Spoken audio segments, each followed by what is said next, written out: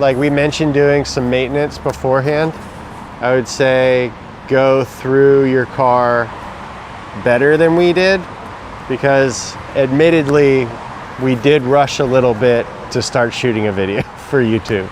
We try to get the car started, but no luck.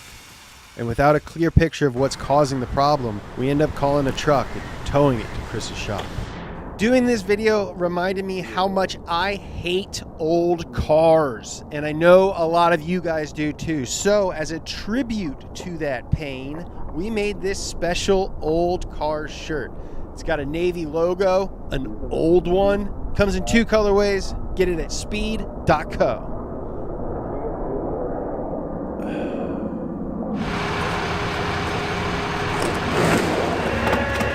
The most unfortunate part about this is we're undoing one of the main points on our list of goals. This car is supposed to run.